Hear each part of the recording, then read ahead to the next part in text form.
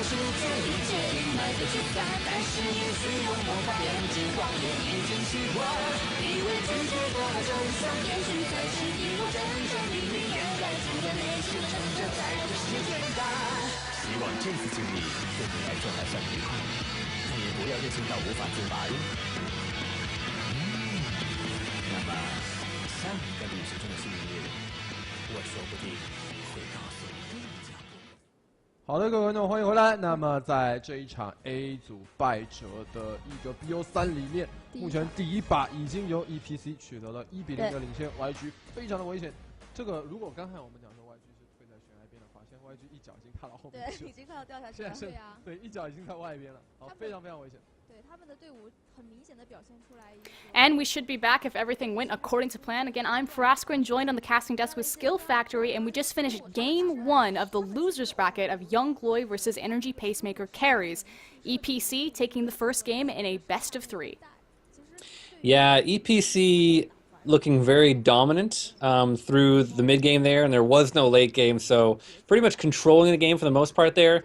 Young Glory showing the first part of their name as how young they are, and the decision making was a little off, and we saw that like right off the bat with the first dragon fight, and then V just became unstoppable on that Maokai. So we'll see if they're able to shut down and maybe focus that top lane, especially if he's going to be on a tank that's able to control the fights.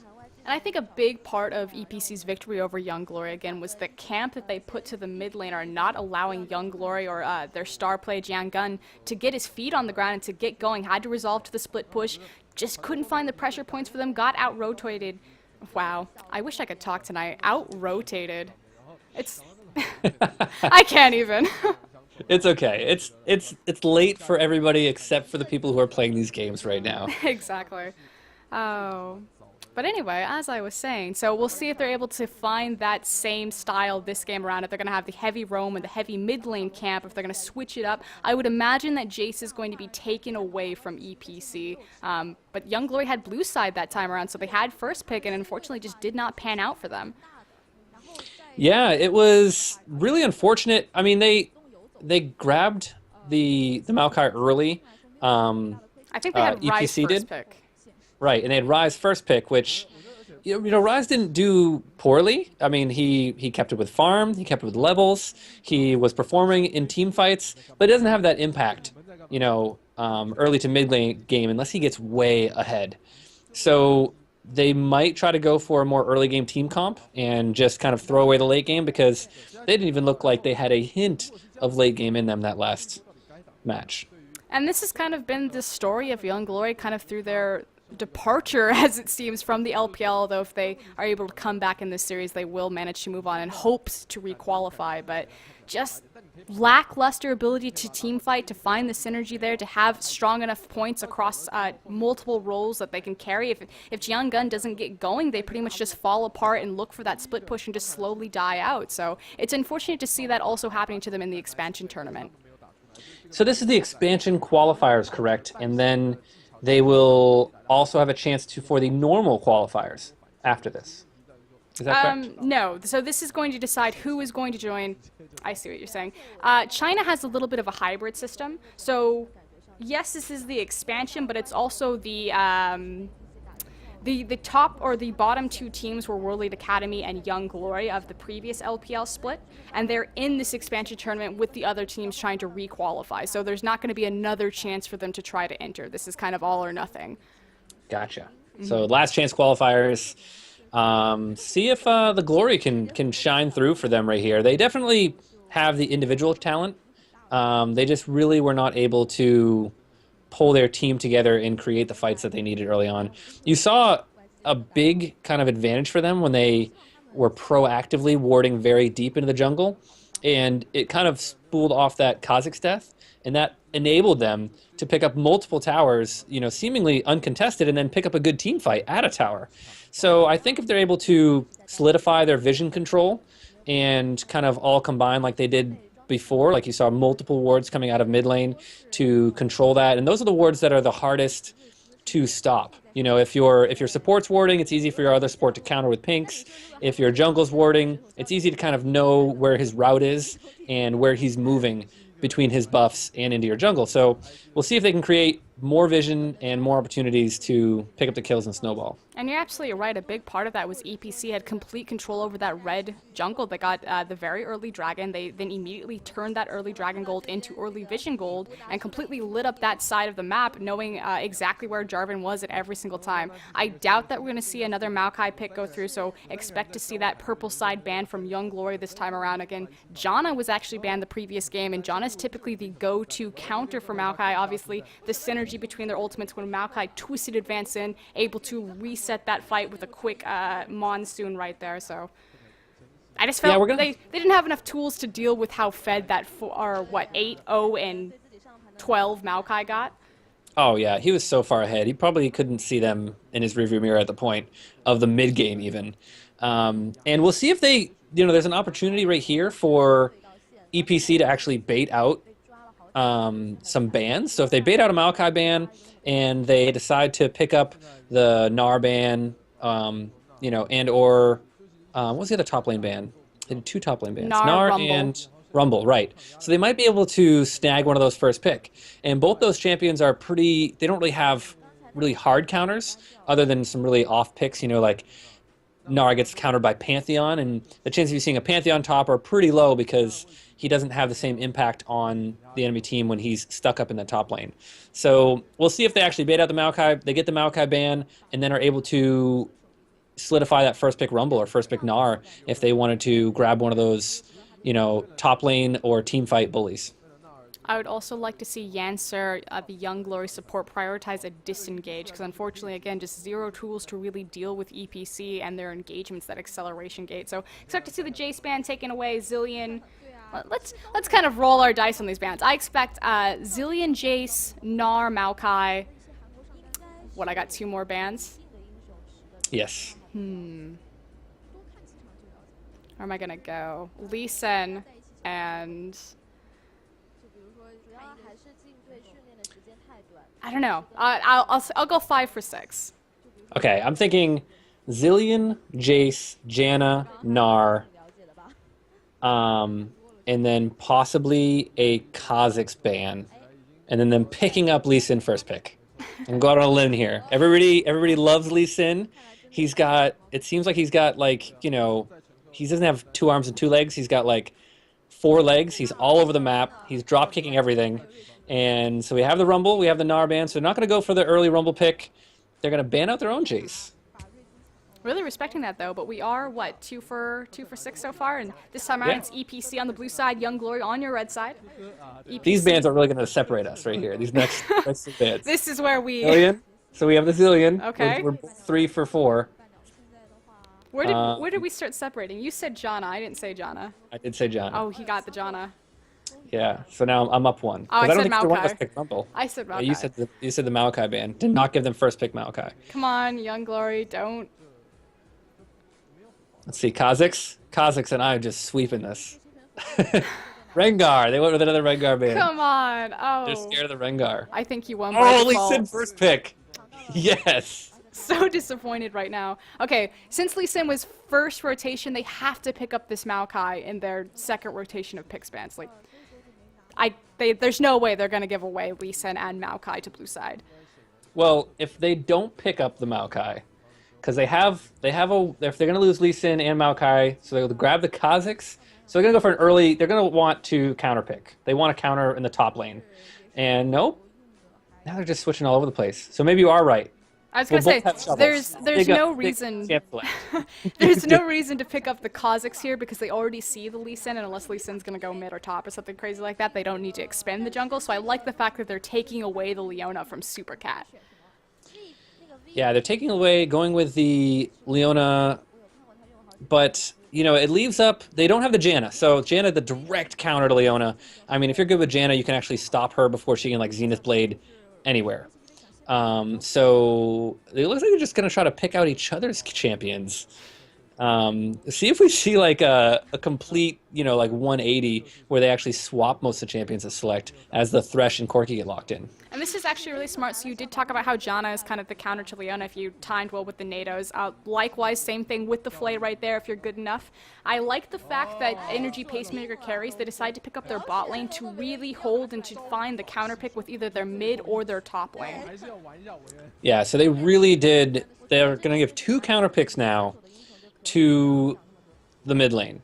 So if the mid lane isn't able to really make something happen this game, they're going to have a lot of trouble because you can really pick, it's going to need to be an AP mid lane, right? Because if you don't go with an AP mid lane and you're relying on the magic damage, the small amount out of the jungle and support, and then Maokai, who's like very mediocre in his magic damage. So, expect an AP mid lane and going to be countering a Syndra. I'd like to see something like a Fizz. I'd like to see a double threat of the Fizz Vayne, and that just be something crazy scary. You can't go for the Fizz because the Vayne's going to kill you, and if you don't go for the Fizz, he's going to kill you. So I would love to see that type of double threat, but I'm not sure if he's going to pull something like that out. I do have to talk about what the Vayne pickup means for Shenlong. It is a huge comfort champion for him. He's pretty much known as only being able to play Zed. Or excuse me, Vayne. I was expecting the Zed to come out from Jianghan, but now he's hovering the Xerath. Yeah, I don't think they want to go without the AP, so they will have that long-range poke. That's a risky skill matchup. I mean, obviously, you have a little bit of range on Syndra. Syndra's Scatter the Weak, however, is incredibly long. She has the highest single target burst damage in the game, so if she does catch you with that, she just has to click on you, whereas Xerath, all of his damage is through skill shots, so has the potential to put out sick, disgusting damage, but you have to make sure that you can land it. Yeah, I'm not sure how well he did in gym class, but Dodgeball is going to play directly into his career as a pro player because he needs to pick up this game right here and bring it to game 3 to even qualify and compete past this point right now. So it's all going to be on a lot of it's going to be on his Xerath. A strong Xerath mid-game can shut down any other Fed lane that they have to deal with and delay them to where they can get the farm and create an even 5v5. It also prioritizes objective control, so really focusing on making sure that they can contest these dragons and not give away every single one for free. And then likewise, it's very easy to farm from Xerath passively and safely, and especially because of the camp that EPC gave him last game. So I like the fact that he is changing up tactics a little bit. Yeah, it's good to see that they're not trying to kind of, beat the dead horse and go for the same thing again and be like, well, it didn't work out that time. Let's not change anything. I do like to see teams that always go into the second game with an adaptation, which a lot of it comes, from a quick conversation with your coach and a change of strategies. If you only have one play in your playbook, you're not going to be very hard to predict. And somebody, even if it's the best play in the game, somebody will find a play that works against it. And another really nice thing is the mentality going into this. So a lot of teams will kind of drop the ball when they're into a series and they'll try to, last game of the series, this is your last chance. For sure, this should go to late game. And I like the fact that Young Glory recognizes this and they pick a lot of hyper carries and a lot of late scaling talent. Yeah, it's going to be, with a Vayne, you're always worried, like, if this game goes past 30 minutes, we always have to worry about, one champion just picking us all off. And she has a great front line. She has Kha'Zix, which is a jump-in threat, which if he dives in, he has to be dealt with. They have Maokai, who's that frontline tank, who's able to keep people at distance, CC them. And you also have Leona, who can be offensive or defensive for that Vayne. If Lee Sin's getting too close, she can Zenith Blade back out or toss an ult back just to slow and help Vayne kite. But if Aurelia gets ahead, a very good champion to be able to shut down a Vayne. Vayne is also one of the few 80 carries right now that can really deal with this early level Corki lane, having the tumble to make sure that she doesn't make contact with that phosphorus bomb. So we'll see how they match up into this 2v2, or if we're going to see a delayed invade as both teams kind of face off against each other across the river. Ooh, Sonic Wave goes in. There's the hook right there. Big damage onto Leona.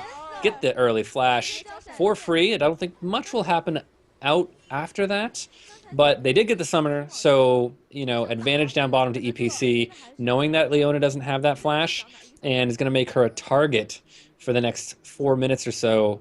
Well, you know, she can get that 3v2 gank and just get absolutely rocked. Oh, wow. Look at this 3-buff maneuver here. We'll see if they're actually able to translate this into a 3-buff, a very sneaky wraparound here. I wish I could move the camera. This is one of those times where I wish we were on the tournament realm so I could look over and see how they're polling this.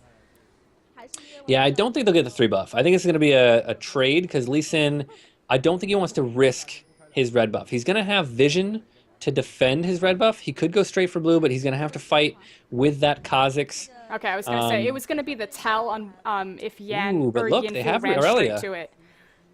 So Aurelia's going to come down to help the contestation of this blue buff. She's only level 1 right here. She's going to run into Kha'Zix in the 1v1. He's already moving his way out of there, but putting big damage onto Aurelia, and they might get the 3-buff start.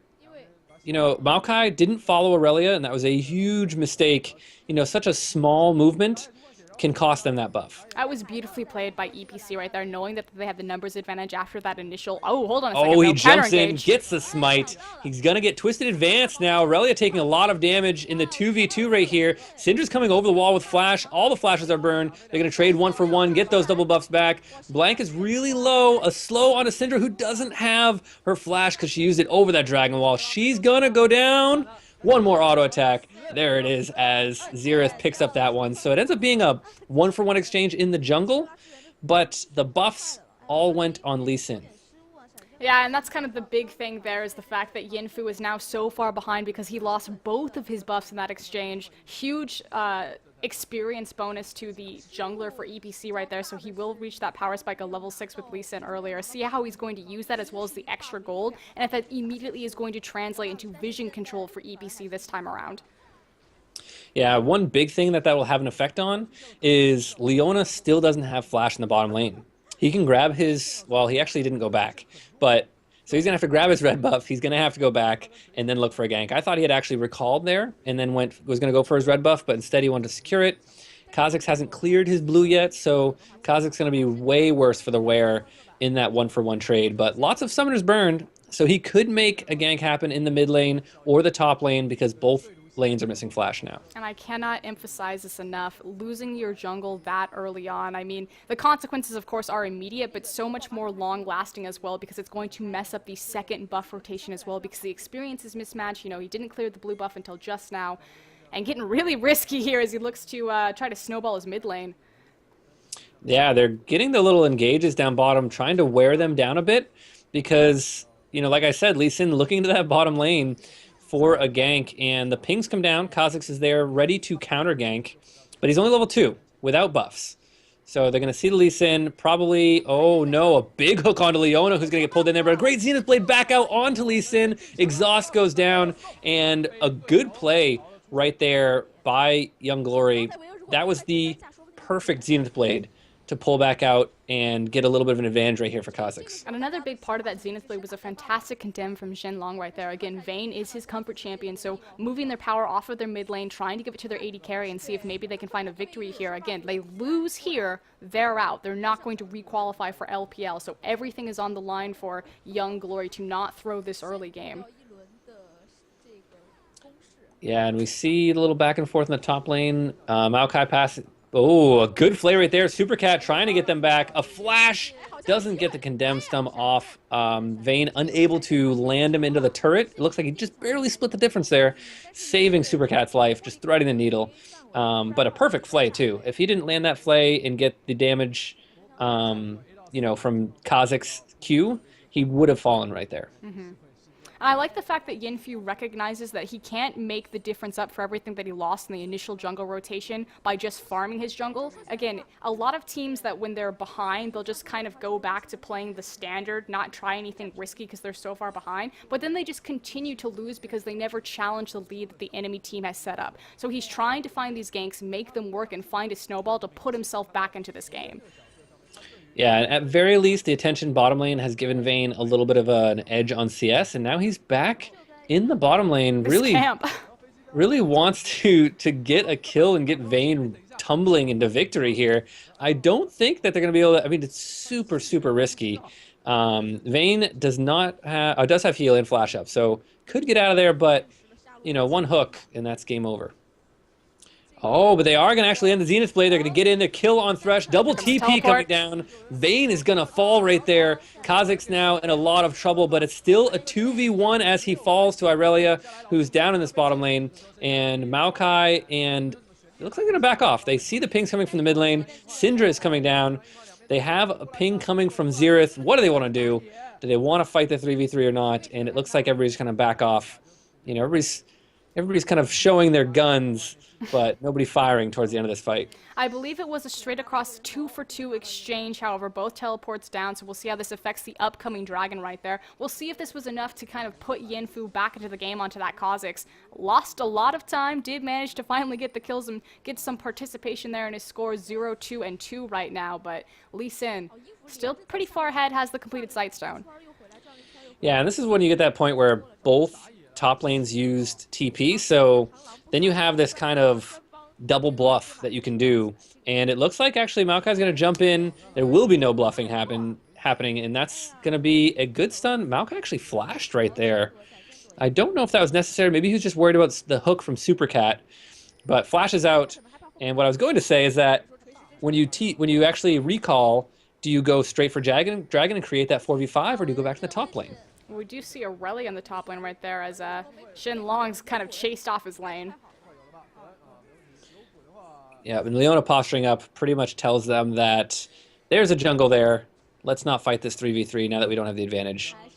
Cooldowns are very, very long early on, so if you waste that hook and don't land it, or you waste your flay, you are pretty much dead in the water for more than 10 seconds. Second jungle rotation should be starting up here relatively soon. The fact that Yanfu spent so much time in the bot lane pretty much helped even him out on experience, if maybe punished his bot lane slightly. The answer, though, finds Super Cat. Yeah, and they're going to jump in on Super Cat. They get the stun off. The counter hook comes out, and it's not going to land. So once again, everybody kind of falling back. They've been trading kills back and forth, but pretty much staying even right here. They weren't able to... They worked really hard to try and get that advantage when they had the summoners down, and weren't able to do so. They just cannot translate this kill lane into kills, really. I feel like he's ganked this lane 7 times in the past 9 minutes. Again, sitting in that side river, so much time spent just standing in bushes. Oh, and there's a solar flare from Leona. She does go in and gets the follow-up stun, but gonna get hooked under the tower right here. Takes a few shots. Ends up walking out. Kha'Zix once again waiting in the river just in case things go a little bit worse than they already have. Lee Sin was very, very low and unable to get into that fight. And now it looks like Maokai going to jump onto Syndra and back off. So a lot of almost kills happening now. Just kind of poking the heads around again. It is the final game for Young Glory. They can't afford to allow an early snowball. No sense on trying to go really hard on that Syndra right there. Again, they don't want to throw away the game on sloppy mistakes early. They want to allow time for this Maokai, this Vayne, to build up into late game. Yeah, I always like to see the Leona using her ult very early, because it's one of the, as far as supports are concerned, a very low cooldown for ultimates. So you can actually create as long as you can get a flash from your ultimate, it's always great to use it really early. And there's a hook under the tower. They try to go in on Love Letter. Vayne's going to flash out of there. They're going to get a 1-for-1 trade. And ooh, it does look like Leona might make it out of this one alive. Love Letter's going to try to all in and get the kill on Leona. Unable to do so. Almost takes down Kha'Zix right there with the burst. But it's actually going to be a 1-for-2 as Corki got a little bit too far away from his tower. Great roam from Jiangun and Yanfu right there to get involved on the backside of that. Unfortunately, his tower kind of feeling the wrath from Shisu here in the mid lane. Yep, going to put some damage down, but oh, down the bottom lane, Lee Sin able to actually pick up a kill onto Kha'Zix, who didn't pick an optimal spot to recall. Recalled in that first rush, didn't get back to the tower, and now they're going 1v1, and it looks like him in the top lane. Yeah, they're pinging on the dragon. They have a really small window of opportunity where Yanfu is going to be back in base waiting for the death timer, and we'll see if Young Glory is able to pick up on this happening quick enough. I believe that they do have vision of it of a ward through the river, so they see Syndra making her way over there, but the Xerath ultimate is down, so you lose a lot of poke potential there, and I think they're just too far to contest here. Yeah, so EPC once again going to pick up an early dragon, and it was mainly because Kha'Zix was just recalled in the wrong spot. You know, got picked off by Lee Sin and created where there's not a threat of a steal, you can really commit to a dragon, because you don't have that ninja steal from a Lee Sin and then him kicking somebody back out into your team and, you know, creating big plays. So the Lee Sin pick did really, excuse me, I mixed those up. You don't have Kha'Zix jumping in and grabbing the dragon. But the Lee Sin pick really playing out right here. They catch Kha'Zix in the jungle. Here comes Supercat, lands the hook, and he does get out though. Kha'Zix makes it out alive as they stun Love Letter. They want to commit right here as Xerath tries to shut them down. The TP comes down. Maokai's in the back line right here. A flash over the wall from Vayne, condemns into the wall, and there is the ult from Syndra onto Vayne. It's not going to really hurt her. She picks up a triple kill. She might even get the quadra early on, but it was taken by Kha'Zix as Xerath finishes it off. They get the ace, and I don't know what they were doing around the dragon pit when they already got the dragon. Beautifully played from Shenlong right there, and now it's about how will Young Glory translate this pretty much free ace at mid-game into a mid-tier tower. If maybe they'll look for more. Shenlong does return to the bottom, picking up some farm. We'll see if he's able to complete his Bork off of that, but beautiful flash over the Dragon Wall. Got a perfect condemn on Corki, got right in the back line and just started shredding through them. Yeah, you'll see it in the replay right here. Vayne tumble gets actually the kill, then flashes over the wall, gets the condemn onto Corki, able to put big damage onto him, uses the activate right there, gets a lot of additional damage. You know, early on, her ultimate just adds so much AD in comparison to how much you already have that really makes a huge difference. But now it looks like caught out as we get caught up to live. An exhaust, Corki picks up the kill, gets the shutdown gold, and maybe a little brazen in her positioning. We were just talking about how pleased we were with Shenlong, and then he goes and does something like that. We'll see how Young Glory is going to translate their map pressure again. Since the dragon is down, there's no reason for Yinfu to really be spending as much time bottom. He can now look towards top as we see him kind of waiting in the river. Will he pull the trigger? Nope. I mean, they have a big advantage. They have all of those minions. There are the abilities used out of Maokai and no commitment right here from Aurelia. She wants to keep it towards her tower. And it looks like Kha'Zix still going to hang out. He's going to wait for the wave to push up, but he doesn't know that Thresh is there. There they are. They jump onto the face-checking Aurelia. They're putting the damage down, but she has not fallen yet. She takes the lantern, but dies mid-passage. And that's going to be Lee Sin, though, coming in here. Lands the Sonic Wave, but they end up falling back in a one-for-one exchange in the top lane. I think he actually, Dragon Rage kicked him into the hook right there to lock up Kha'Zix and allow them to catch the trade one-for-one right there. Yeah, I always get really sad when I'm that guy, like, riding the lantern out and then dies midway. You know, that last auto attack ended up coming through and finishing me off. But it's going to be a big advantage to Maokai here because he's going to be able to push up this lane really, really hard. And now it looks like Xerath, though, caught in a bad position off. See, they unleashed the power onto him, but then just let him walk away. She did get enough of her balls down to do decent damage, but she missed the initial Q, so lost a big chunk of it right there. And Jiangun just going to walk away from that. Is half health, should be able to push this out before he goes back buys. We do see a couple of core items being built across. We have the Rod of Ages finish from Maokai. We'll see a big power spike for him around the 15-minute mark when that finally finds its stacks. The Athene's in the mid lane, stereotypical, but more importantly, Vayne now has the Bork Zeal, so huge power spike for her. Yeah, nothing wrong with a little bit of mobility on Vayne, and she's actually sitting on a longsword as well. So might go for that Vamp Scepter early before she ends up getting into either the Static Shiv, which is more likely than the Phantom Dancer.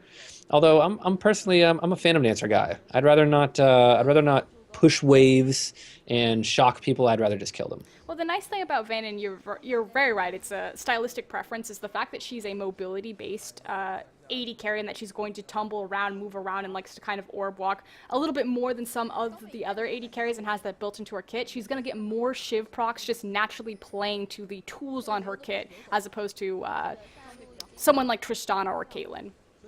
Ooh, Xerath putting down a lot of damage, will put the ultimate out. Lots of poke coming down. He lands all three, and there's a missed Leona ult as the Lantern takes him to safety. But this is going to translate into a lot of pressure in this mid lane. They might be able to get a good chunk down on this tower just for those three caster minions, as everybody has to rotate around the backside of that tower to defend. And it's exactly that. The fact that it didn't translate into a kill, but they got pretty much what they wanted, is they look for a secondary siege as Maokai joins the cavalry. Yeah, and it looks like they're probably just going to fall back on this mid lane. They do have, each team has their own kind of set of counter engage. If you miss the Lee Sin kicks and they go into engage, you always have the box into disengage and then a hook for counter engage. So, both teams have this kind of, we can disengage a little bit and we can really engage hard, and it's making a risky time around any tower that's not yours. And one thing that does also work out really well for EPC is that they have more forms of wave clear than Young Glory. The fact that Syndra did get caught out there, but Corki was able to get into position and rocket through those minion waves, whereas really the only sufficient wave clear on the side of Young Glory is going to be in the version of Xerath, unless that does turn into a Shiv from Vayne. Yeah, and Vayne sold the longsword and picked up the Shiv. So probably not ideal, I guess. Really wants to get that Shiv for the early game spike, because it's by its name, it is static damage, so it doesn't really increase a crazy amount and really get you into late game. But in the mid game, it's a pretty good amount on that first attack that you get to shock them with. And this looks like a dragon startup from Young Glory. Their first one of the series. Yeah, I don't know if they're going to be able to secure it there. They have the 4v5. We have Aurelia with TP up and ready, but they will just fall back, sacrifice this one. Your Glory going to be able to pick that dragon up and use the TP to come back top, as Maokai is going to get up there to slow the push of those minions. Finally, they connect to a dragon, one that really matters, but hold on. We see a big jump in from Lee Sin right here. He's going to put a little bit of insect flavor onto this one, gets some damage down. Corki in a bad spot. A good hook going to follow up right here, and that is a kill for Aurelia as she comes in from the backside. They get a stun on to Kha'Zix. They're not going to follow the Sonic Wave in, though. Blank's going to fall back out of this one. They're going to take the tower uncontested, and, that Lee Sin, everybody loves to make plays on Lee Sin. Beautiful pick right there from EPC, translates into 2 immediate towers. We'll see if they're able to do anything else, especially with that top wave pushing up there. But it looks like everyone's just going to back off, spend their global gold, come back and reset. Yeah, and it was a really cool play because they kind of baited out. You see pink ward baits all the time, but they're very rarely on that last auto attack, and he went and shielded the pink ward, landed the resonating strike, and then followed in and created kills. I actually didn't think they were going to get the kills until I realized that Aurelia was behind them. Obviously, just walking from the top lane right there, very nicely played. So I think we're going to see a little bit of lull until the next dragon starts to come around. It's really, really risky in this mid game if you get picked off on how much it can turn into turrets. A lot of pressure from Young Glory in this top lane, but now that blue buff is down onto Syndra, they won't contest the tier 1, but it looks like they're set up to defend that tier 2. And again, we talk about the wave clear that EPC has as far as an advantage over Young Glory. Likewise, Syndra with that blue buff has pretty much infinite way to clear waves, so we'll see how Young Glory is going to... it looks like they're going to try to create picks, actually. Good check by Supercat. I was going to say how they're going to set up picks to try to force numbers advantage for other objectives. Because just straight sieging into it's not going to work.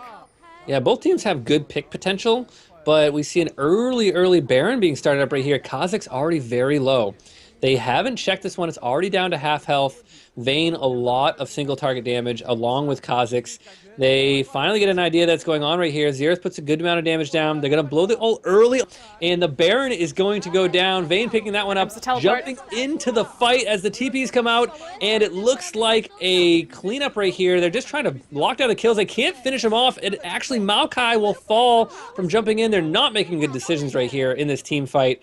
Young Glory missing all 3 Xerath ults.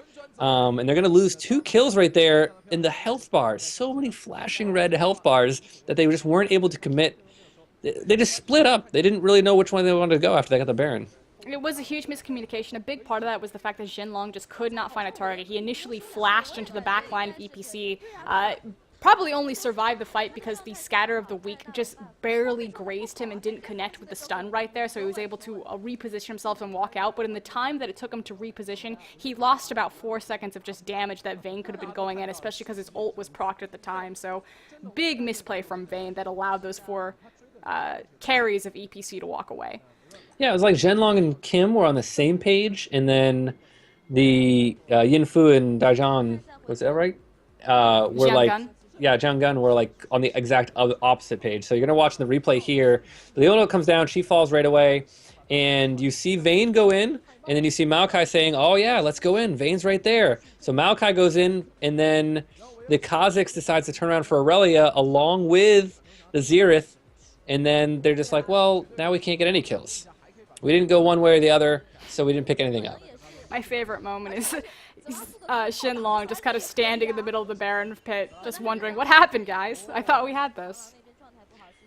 I mean, 2 kills for Baron, I'd trade that in any game, but it's really going to depend on... They did keep the Baron on their AP and AD carry, so the important people, especially Xerath, now that it's still, you know, mana regen, and there's Xerath getting hooked. So forget about Baron buff on him. That's a big pick right there from Supercat on this Thresh. They get a stun onto Leona. They're going to try to follow this one up. A good flash over the wall, though. Perfectly timed. And she'll miss all the abilities. And now the Baron buff's pretty much negated. And Young Glory just, again, failing to move their vision around. EPC has always been one step ahead and coming out pretty much on top on this first game, or the first game as well as the second game, just because they've been managing their vision control better and they play it with the pick comp more, or they execute it with the pick comp. Yeah, I mean, if you're able to land hooks on solo targets mid-game, it really doesn't matter who they're on because everybody is a target at this point in time. You can't hook a wrong target if they're far away from their team. You know, even if it's Maokai, you're going to be able to get a summoner off of him or take him low enough that you can siege up that tower right after. You know, sometimes you don't always have to get the kill, as long as you can get, you know, disengage ultimates, people trying to save his bacon when he's caught out in the frying pan, and Supercat really playing that Thresh to a T. See if Young Glory is able to make a siege happen here, again trying to siege into the wave clear potential of Corki and Syndra. They mostly want to find these picks with their composition, but need to lay down some vision to do so. Yeah, and you know, the scary part about Xerath is that you can get somebody to half health and then finish them off with the ultimate if you're able to land it. So he creates... There's a disclaimer on there. He has hit 3 for 3, and then he's also gone 0 for 3. And as I talk about it, Xerath hits the stun over the wall. Leona follows up. Corki goes down, and it's going to be Thresh falling as well. Vayne picking up that kill, and the pressure comes in from the young guns right now as they start pushing down this wave, waiting for their minions to come up, and that should translate into this turret for them. Syndra is still up, so they do have the wave clear right there. We'll see if she's able to kind of step forward, obviously respecting the reach that Xerath is going to put onto that tower. Yeah, a defense of this turret is just so dangerous. I mean, you can see Maokai just posturing up right there in the front line saying, "We have no qualms diving you right now and, you know, picking up another kill onto this turret if you want to try and stop us."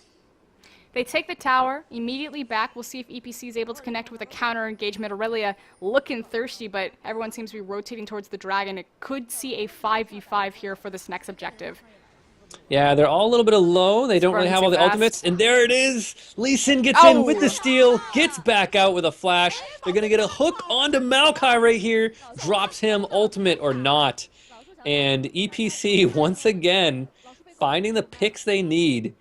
You know, they got the dragon just barely, you know, with a great Lee Sin play, and then they get a pick from the hook once again from Supercat, and they actually took the lead from that, a very small gold lead. I feel like that's been the standard and baseline that Blink has set this entire game as Love Letter finds 2 members of Young Glory.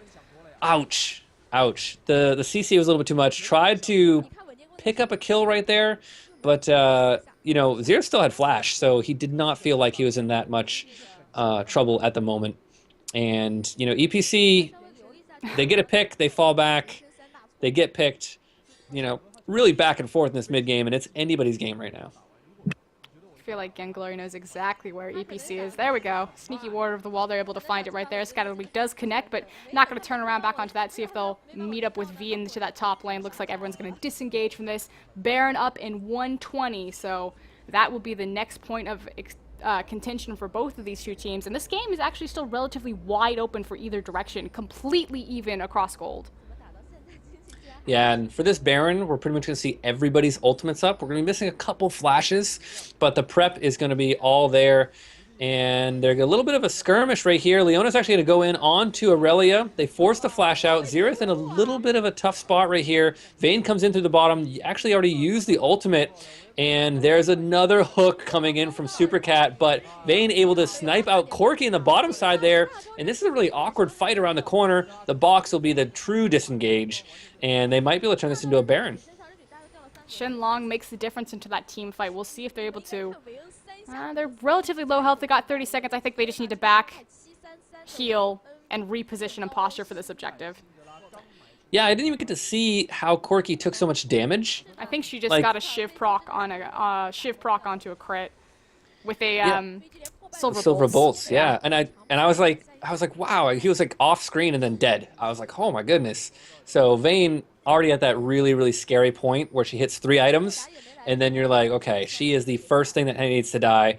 And they go for a little cheeky bush gank. They're going to jump in onto Blank. They use a flash, but they pick up the kill. Almost get counter hooked right there from Supercat. It was just a little shy.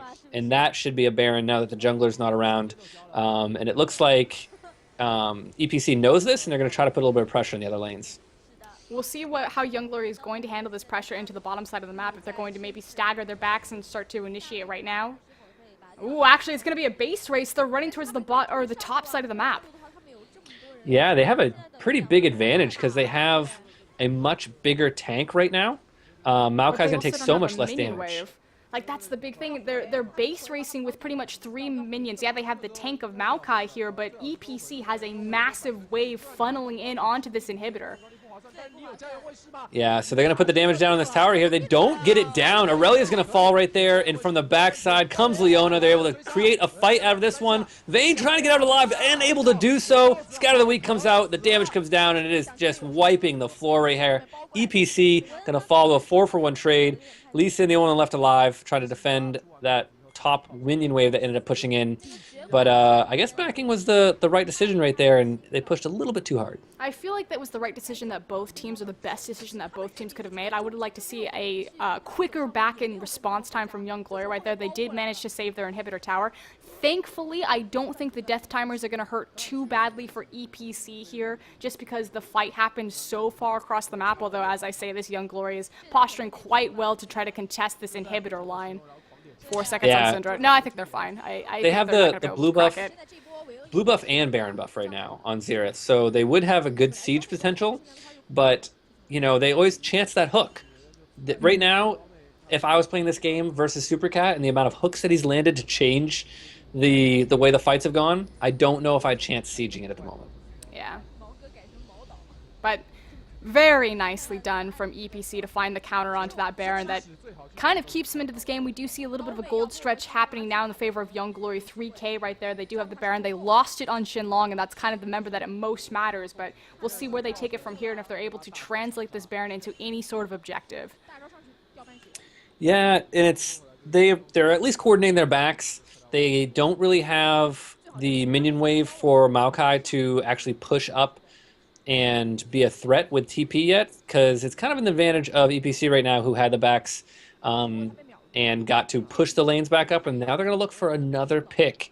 You can see them sitting in the brush. They had good pink wards. They could get a really easy pick here, but there's no reason for Young Glory to venture into the jungle. I'm glad that you bring that up, because I feel like a lot of teams will always pull this Fnatic brush without the mindset and the forethought of, why are we standing here? Is there any reason for the enemy team to cross our path? They may have gotten lucky with the flank here, but actually, is Supercat going to look for the hook? No. Nice wards from Yancer to kind of spot out the flanks as they move down this mid lane. Yeah, very mature play right there, knowing on the kind of cheese strats that can change a game. I mean, we already saw the hook from that same brush earlier on Xerath, which created a kill and a lot of pressure. But right now they have Aurelia pushing top lane really hard. Yeah, Maokai needs to back here. I don't know what he's doing. He's going to be really delayed here. does have the teleport, so if he backs and walks down to the lane, he can still join this fight should something go wrong or they look for a dive, but it looks like they're just going to try to force it. Yeah, so they force a fight. They get in there. They take out the AP carry so quickly. They're committing to this fight. Thresh trying to keep everybody engaged, but they're away from the tower right now. Nobody's taking tower damage. They go back in on Corki, who's going to Valkyrie out to stay alive. Kha'Zix's very low. There's the snipe everybody's been looking for from Xerath. He finally picks up a long-range kill, and a good decision right there. They realized that we have Baron. We can just force this fight. They waited for one minion to take a hit, who actually died right away, and they took tower hits like so early in that fight, but they just pushed them back so hard with the hard engage and created the fight, and it looks like they're going to try to end it right here. Huge miscommunication from EPC right there. There was no reason to fight for the tower, especially if they're going to try to go for the 4-1 split push. They should have just backed off, given the free inhibitor, and tried to trade inhib for inhib on a Baroned up team. They choose to fight it. They lose the game. Young Glory's still back into this. We're 1-1 in our series. And I didn't see the timing on how it all worked out right there, because Aurelia was pushing that bottom tower, and she actually got it down. So I'm wondering if she kind of hesitated a little bit on her TP to finish that tower off, thinking that, well, they have the inhibitor turret, they'll be fine for a little bit, and I'll get my last 3 or 4 auto attacks, and that might have cost them a big point in that fight when they really dove hard. I definitely think she was delayed on the TP back right there. And again, just a miscommunication of getting EPC off of the tower, letting the objective trade go through, and instead they got caught out. I'm really pumped for Game 3. Yeah, and so from here we will be going to Game 3. We're going to take a quick break, mute ourselves, but you are watching LPL EN.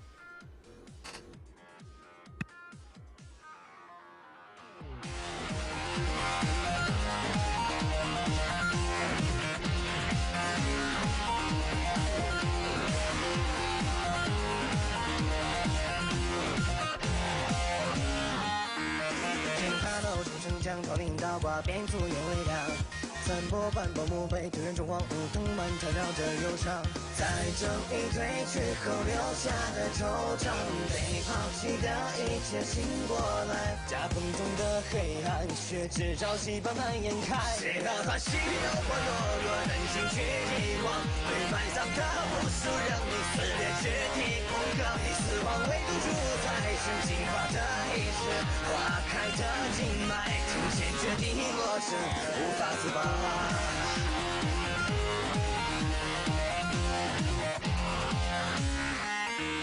薄雾笼罩月光，守夜人掌中的梦话。雨后照着泥泞，好像命运总把你拖入其中。这暧昧的未来在。